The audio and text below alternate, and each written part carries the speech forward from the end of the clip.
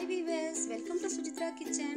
இதுவரையும் நம்ம சேனலை சப்ஸ்கிரைப் பண்ணாதவங்க சப்ஸ்கிரைப் பண்ணிக்கங்க, பக்கத்துல இருக்கிற பெல் சிம்பலையும் கிளிக் பண்ணிக்கங்க. நான் போடும் வீடியோ அடுத்தடுத்து உங்களுக்கு நோட்டிஃபிகேஷனா வரும். இப்போ வாங்க வீடியோக்குள்ள. இன்னைக்கு என்ன வீடியோ பார்க்க போறோம் அப்படினா ஒரு சூப்பரான ஒரு ரெசிபி தாங்க பார்க்க போறோம். இந்த ரெசிபி வந்து ரொம்ப குழந்தைகளுக்கு பிடிச்சமான ஒரு ரெசிபி, எக் சில்லி.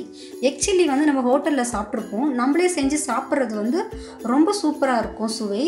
இது வந்து குழந்தைங்களுக்கு நீங்கள் செஞ்சு கொடுத்தீங்க அப்படின்னா மறுபடியும் செஞ்சு கொடுக்க சொல்லுவாங்க. அதுக்கு என்னென்ன பொருட்கள் தேவைன்றதை பார்க்கலாம். ஃபஸ்ட்டு வந்து பார்த்திங்கன்னா நான் 6 முட்டை எடுத்திருக்கேன். 6 முட்டையோடைய வெள்ளைக்கருவை வந்து தனியாக பிரித்து இந்த மாதிரி எடுத்திருக்கேன். இந்த மஞ்சக்கரு வந்து இது தேவைப்படாது. இது வந்து நீங்கள் வந்து கேக்கு செய்கிறதுக்கு யூஸ் பண்ணிக்கோங்க. இது தனியாக எடுத்து ஓரம் வச்சிடலாம். இப்போ இந்த வெள்ளைக்கருவை மட்டும் நம்ம எடுத்து அந்த வெள்ளைக்கருவை என்ன பண்ணலாம் அப்படின்னா, இப்போ வந்து நம்ம வந்து இதை ஒரு டிஃபன் பாக்ஸ், இந்த மாதிரி ஒரு மூடி போட்டு டிஃபன் பாக்ஸ் ஒன்று எடுத்துக்கோங்க. அதை எடுத்துக்கிட்டு ஆயில் வந்து அதில் அப்ளை பண்ணிக்கோங்க. இந்த டிஃபன் பாக்ஸு முழுக்குமே வந்து ஸ்ப்ரெட் ஆகிற மாதிரி ஆயில் வந்து அப்ளை பண்ணிக்கோங்க. ஏன்னா இந்த வெள்ளைக்கருவை வந்து நம்ம இதில் ஊற்றி நம்ம வைக்க போகிறோம். ஹாட் வாட்டரில் வைக்க போகிறோம். இது பாயில் பண்ண போகிறோம். அப்படியே தடவிக்காச்சு. நம்ம இப்போ இதை ஊற்றிடலாம். ஏன்னா உங்களுக்கு எடுக்கும் போது ஒட்டாமல் வர்றதுக்காக தான் இந்த ப்ராசஸ்ஸு. இப்போ வாங்க இந்த வெள்ளைக்கருவை எடுத்து ஊற்றிடலாம்.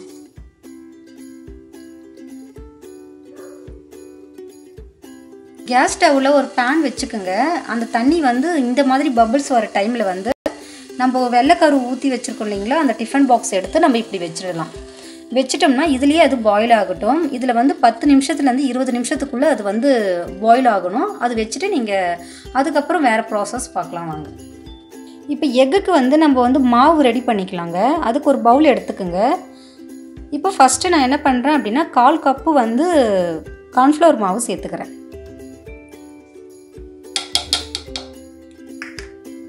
1/4 கப்பு வந்து மைதா மாவு ஈவனாக சேர்த்துக்குங்க. இங்கே வந்து 1 ஸ்பூன் வந்து மிளகாத்தூளும் 1/2 ஸ்பூன் வந்து பெப்பர் வந்து 1/2 ஸ்பூனு இது சேர்த்துக்கலாம். இப்போ அதுக்கு தேவையான அளவுக்கு சால்ட் சேர்த்துக்கலாம். இப்போ மாவை வந்து நம்ம கலந்துக்கலாம் வாங்க.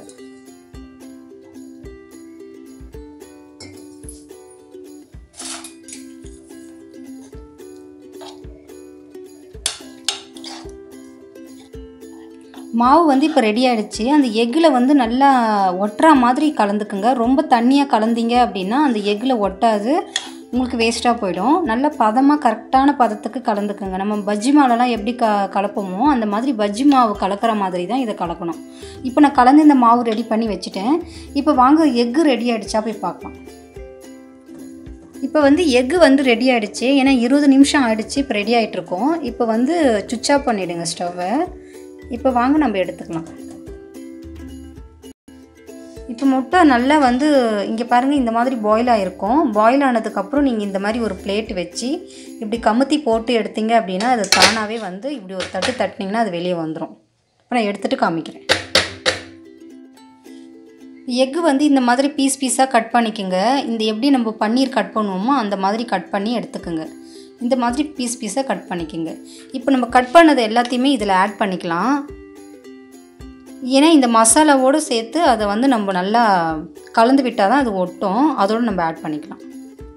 கேஸ் ஸ்டவ்வில் ஒரு பேன் வச்சுக்கோங்க. பேன் வச்சதுக்கப்புறம் நம்ம எக்கெல்லாம் அந்த மசாலாவோடு கலந்தோம் இல்லைங்களா, அதை 1 by 1 நம்ம இப்படி சேர்த்துக்கலாம்.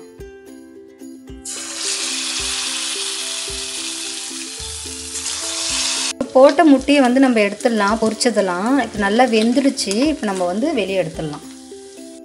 இப்போ எக்கெல்லாம் இந்த மாதிரி பொரிச்சு எடுத்துட்ட பிறகு நம்ம வந்து மறுபடியும் குக் பண்ண போகலாம் வாங்க. பாருங்கள் எவ்வளோ சூப்பராக வந்து எக்கெல்லாம் பொரிச்சு எடுத்தாச்சு. இதுலேயே வந்து ஒரு சாஸ் மாதிரி வச்சு சாப்பிட்டுக்கலாம் போலகுது. அவ்வளோ சூப்பராக இருக்குது, சிக்கன் 65 மாதிரி. இப்போ வாங்க மறுபடியும் குக் பண்ண போகலாம். மறுபடியும் கேஸ் ஸ்டவ்வில் வந்து ஒரு பேன் வச்சுக்கோங்க. நான் வந்து ஒரு குழி கரண்டி அளவு வந்து எண்ணெய் சேர்த்துருக்கேன். நம்ம வந்து வறுத்து எடுத்தோம் இல்லைங்களா, அந்த எண்ணெயை சேர்த்துக்குங்க. இப்போ வந்து கொஞ்சம் கடுகு சேர்த்துக்கலாம். கடுகு சேர்த்ததுக்கப்புறம் நறுக்கி வச்ச இஞ்சி சேர்த்துக்கலாம். நான் ஒரு துண்டு இஞ்சி அளவு எடுத்திருக்கேன். இஞ்சி சேர்த்ததுக்கப்புறம் ஒரு 5 பல்லு அளவுக்கு வந்து பூண்டு எடுத்து நறுக்கி வச்சுருக்கேன். அதையும் நம்ம சேர்த்துக்கலாம். பூண்டு சேர்த்ததுக்கப்புறம் காஞ்ச மிளகாய் வந்து ஒரு 4 எடுத்திருக்கேன், அதையுமே கிள்ளி வச்சுருக்கேன், அதையும் சேர்த்துக்கலாம்.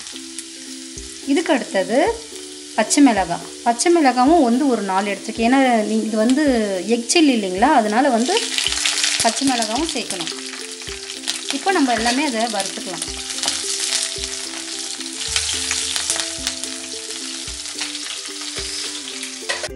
இதெல்லாம் வதங்கினதுக்கப்புறம் வந்து பார்த்திங்கன்னா நான் வந்து 3 சைஸு வெங்காயம் எடுத்திருக்கேங்க. பொன்னிறமாக வந்து அதை வதக்கிக்கலாம். குட்டி குட்டியாக நறுக்கிக்கிங்க. ஏன்னா வெங்காயம் நம்ம எவ்வளோத்துக்கு எவ்வளோ சேர்க்குறோமோ இந்த ரெசிபி வந்து சூப்பராக இருக்கும். இப்போ நல்லா வதக்கிக்குங்க, பொன்னிறமாக வதக்கிக்குங்க. வெங்காயம் நல்லா பொன்னிறமாக வதங்கிடுச்சுங்க. எப்பொழுதுமே வந்து வெங்காயத்தை நல்லா பொன்னிறமாக வதக்குனீங்க அப்படின்னா தான் டேஸ்ட் உங்களுக்கு நல்லாயிருக்கும். இப்போ நான் என்ன ஆட் பண்ண போகிறேன் அப்படின்னா கரம் மசாலா தூள் வந்து 1 ஸ்பூனும், ஜீரகத்தூள் வந்து 1/2 ஸ்பூன் சேர்த்துக்குங்க. காரத்துக்கு ஏற்ற மாதிரி மிளகாத்தூள் சேர்த்துக்குங்க. ஏன்னா இது எக் சில்லின்றதுனால வந்து மிளகாத்தூள் வந்து நீங்கள் கொஞ்சம் ஜாஸ்தியாகவே சேர்த்துக்குங்க. அப்போ தான் வந்து டேஸ்ட்டு நல்லாயிருக்கும். இப்போ இது எல்லாத்தையுமே வந்து ஈவனாக வந்து கலந்து விட்டுக்குங்க. இந்த மசாலாலாம் சேர்த்ததுக்கப்புறம் இப்போ நான் வந்து 3 வெங்காயம் போட்டிருக்கேன். அதுக்கேற்ற மாதிரி 1 தக்காளி போடுங்க, மீடியம் சைஸ் தக்காளி 1 போட்டுக்குங்க. இப்போ இதோட உப்பு சேர்த்துக்கலாம். இது வதங்குறதுக்கு வந்து இதோடவே வந்து ஏற்கனவே உப்பு போட்டிருக்கீங்க, பார்த்து உப்பு போட்டுக்குங்க. இப்போ நம்ம வதக்கிக்கலாம். தக்காளி நல்லா வதங்கினதுக்கப்புறம் 1 குடமிளகாய் கட் பண்ணி வச்சுருக்கேன், அதையே நம்ம சேர்த்துக்கலாம். இது 1 நிமிஷம் நல்லா அப்படியே கலந்து வேக வைங்க. இதுக்கு அடுத்ததுக்கப்புறம் என்ன பண்ணலாம் அப்படின்னா சில்லி சாஸ் சேர்த்துக்கலாம். இந்த சாஸ் இல்லைன்னா கூட பரவாயில்ல. இந்த சாஸ் இல்லாதவங்க இந்த மசாலாவோட கூட எக்கு சேர்த்துட்டு கூட நீங்கள் ரெடி பண்ணி எடுத்துக்கலாம். அதுக்கு அடுத்தது டொமேட்டோ சாஸ். நான் வந்து ரெஸ்டாரண்ட் மாதிரி உங்களுக்கு வந்து அந்த பக்குவம் வரணுன்றதுக்காக தான் வந்து நான் சாஸ் எல்லாம் சேர்த்துட்டு, ஏன்னா ரெஸ்டாரண்ட்டில் வந்து எப்பயுமே சாஸ் எல்லாம் சேர்த்து தான் கொடுப்பாங்க. அந்த மாதிரி டேஸ்ட்டு வரணுன்றதுக்காக தான் நான் சாஸு சேர்த்துருக்கேன். அது சேர்க்கலைன்னா கூட நீங்கள் பரவாயில்ல. இப்போ மேலே எண்ணெய்லாம் பிரிஞ்சு வந்ததுக்கப்புறம் நம்ம முட்டை சேர்த்துக்கலாம். நம்ம பொரிச்சு வச்சுருக்கிற முட்டையை வந்து இதோடவே சேர்த்துக்கலாம். ஆல்மோஸ்ட் வந்து ரெசிபி முடிய போகுது. இதை சேர்த்துட்டு நல்லா கலந்துக்குங்க. இப்போ முட்டை இதோட கலந்ததுக்கப்புறம் லெமன் கொஞ்சமாக சேர்த்துக்குங்க. லெமன் சேர்த்தா டேஸ்ட்டு ரொம்ப நல்லாயிருக்கும். பிழிஞ்சு விட்டுக்குங்க லைட்டாக. இதுக்கு அடுத்தது என்ன பண்ணலாம் அப்படின்னா நம்ம வந்து லாஸ்ட்டு வந்து ப்ராசஸ் வந்து கொத்தமல்லி தூவி ரெசிபி முடிஞ்சிடுச்சு. இப்போ ஒரு பிளேட்டுக்கு வந்து ட்ரான்ஸ்ஃபர் பண்ணிட்டேன் பாருங்கள். எக் சில்லி வந்து சூப்பராகவே நமக்கு ரெடி ஆகிடுச்சு. இது வந்து உங்களுக்கு ரொம்ப பிடிச்சமான ஒரு டிஷ்ஷனே நான் சொல்லுவேங்க. இது நீங்கள் ட்ரை பண்ணிட்டீங்க அப்படின்னா மறுபடியும் செஞ்சுட்டே இருப்பீங்க. அந்தளவுக்கு டேஸ்ட்டு வந்து சூப்பராக இருக்கும். நம்ம வந்து பிரெட் சில்லி எப்படி செஞ்சோமோ அதே மெத்தடில் தான் இதையும் நம்ம செஞ்சுருக்கோம். இதுக்கு வந்து நம்ம சாஸ்லாம் வந்து யூஸ் பண்ணியிருக்கோம். ஏன்னா நம்ம சாஸ் யூஸ் பண்ணால் ரெஸ்டாரண்ட்டில் எப்படி சாப்பிட்றோமோ அந்த டேஸ்ட்டு தான் இது கிடைக்கும். நானும் ஒரு ரெஸ்டாரண்ட்டுக்காக போய் ஒரு புது டிஷ்ஷெல்லாம் கற்றுட்டு வந்து உங்களுக்கு வந்து போஸ்ட் பண்ணுறேன்.